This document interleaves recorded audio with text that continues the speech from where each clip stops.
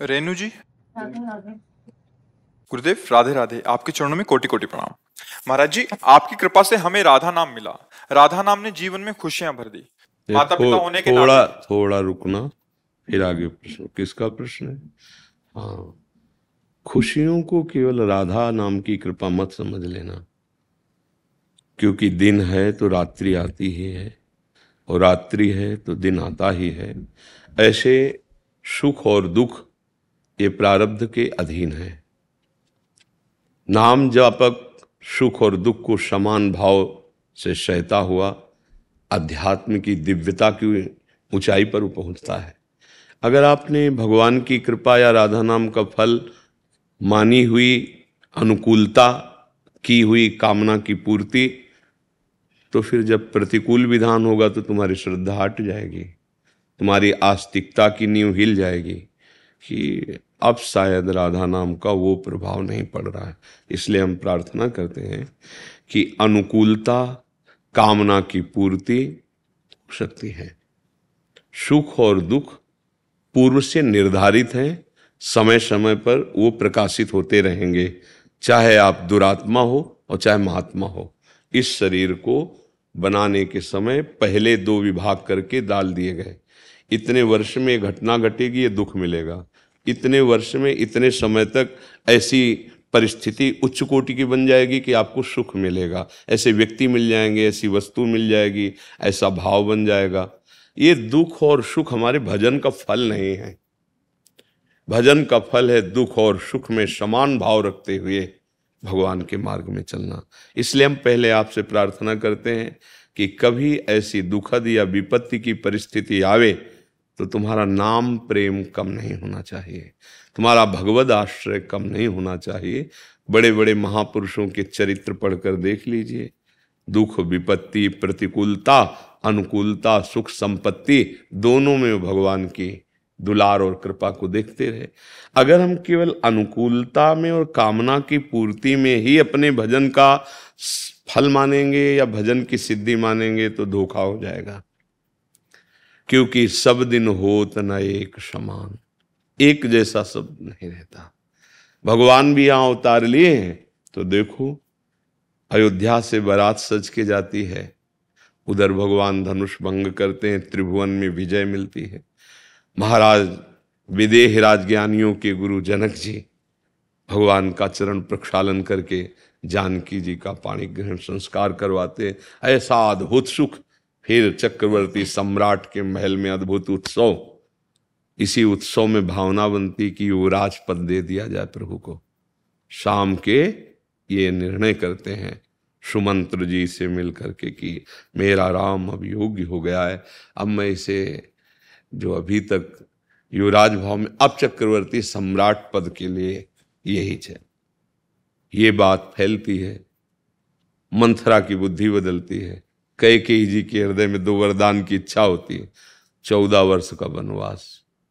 अब आप विचार करो, जहां राजा राम बनने वाले हैं, इतना सुख कि समुद्र की भांति जैसे लहरें आ रही ना बड़ी बड़ी, ऐसे सुख की लहरें अयोध्या में। अभी तो राम लक्ष्मण भरत शत्रुघ्न, अब इनकी परम दिव्य आत्मस्वरूप देवियां भी विराजमान हो गई आकर के। सब सुखी, सब आनंद। अचानक ऐसी घटना घटी, सुबह भगवान राम का वनवास, तापस वेश विशेष उदासी, 14 वर्ष राम। सबके प्राण भगवान श्री राम थे। अब वो जिनको प्रेम है वो जानते कैसे जिएंगे। भाग पड़ी अयोध्या के सब नर नारी बाल भगवान के लिए, हम आपके बिना नहीं जी सकते।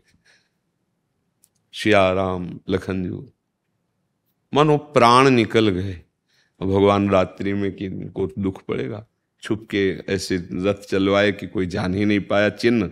सब फिर अयोध्या में 14 वर्ष तक भारी रुदन और कष्ट पूर्वक ऐसे। देखो कहाँ ये सुख और कहाँ एकदम भयानक इतना दुख। जब भगवान के अवतार में ऐसा हो सकता है तो हम लोग तो मनुष्य हैं, हम तो भगवान का भजन करने वाले हैं, वो तो भगवान हैं।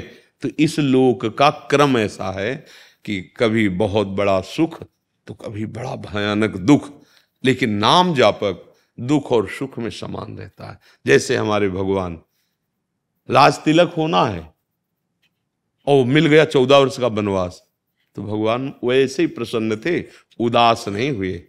जिसमें हमारे पिता को सुख मिले, अगर वो माता को वचन दिए हैं तो मेरे लिए अयोध्या ने बन ही परम सुखदाय। नंगे पैर भगवान 14 वर्ष घोर कंकरीली पथरीली कांटों से युक्त भूमियों में विचरण कर सम रहे ना, प्रसन्न रहे। तो हमें भगवान अवतार लेकर के शिक्षा देते हैं हम कैसे रहें। ये भजन, ये अध्यात्म आपको सम बनाता है। ये भूल लोगों की है कि संत महात्माओं के पास जाएं, हमारी कामनाओं की पूर्ति हो सकता है, क्योंकि वो भगवान का भजन करते हैं, भगवान के आश्रित, तो आप भावना लेके आए हो। लेकिन उस कामना की पूर्ति के बाद क्या आपकी कामनाएं नहीं रह जाएंगी क्या? बहुत सी कामनाएं, बहुत सी चिंताएं, बहुत सी आवश्यकताएं एक मिल जाए तो फिर कुछ नहीं रहे। वो है भगवान, जिनके प्राप्त करने के बाद कुछ प्राप्त करना बाकी नहीं रहता, जिनके जान लेने के बाद कुछ जानना बाकी नहीं रहता, वो प्रभु हैं। उनके सिवा आपके हृदय में कामना, तृष्णा, वासना, इच्छाएं ये भारी जलन पैदा करती रहेंगी। अगर शीतलता प्राप्त करनी तो एकमात्र सुखी मीन जहां नीर अगाधा, तिमि हरि शरण नए को बाधा। भगवान का आश्रय, नाम जप, और इन खुशियों में खुश मत होना। बोले कैसे यार, बाबा जी उपदेश कर रहे हैं, खुशी आई तो उसकी मौज न ले, अगर उसकी लोगे तो जब दुख आएगा तो तुम दुखी हो जाओ। खुश में, अनुकूलता में गंभीर रहे और प्रतिकूलता में सावधान रहे। अनुकूलता में कोई जान न पावे कि ऐसी अनुकूलता आई, हाँ ठीक है, भगवान की कृपा है, उनका दुलार है। विपत्ति आई तो सावधान, ऐसा धैर्य रखना, टूटने न पाना। हाँ, कोई ये जान न पावे कि तुम्हें विपत्ति ने रौंद दिया है। हर स्थिति में सब ये भक्तों की हम तुम कितना नाम जप करते हो। सुदामा जी देखो, खाने को भी नहीं था, पर निष्ठा देखो, कृष्ण के सिवा कोई आश्रय नहीं, तो बन गई जैसे द्वारिकापुरी वैसे सुदामापुरी। उससे भी उनको कोई ऐसा थोड़ी कि हर सोकर राजा महाराजा के कपड़े पहन के, पत्नी से कहा तुम्हारी इच्छा थी तुम विराजो, हम तो मांग के ही खाएंगे और अपने कृष्ण कृष्ण कृष्ण कहते हुए भूमि में ही शयन करेंगे। ये मिलता है भजन से, माया का आकर्षण हट जाता है।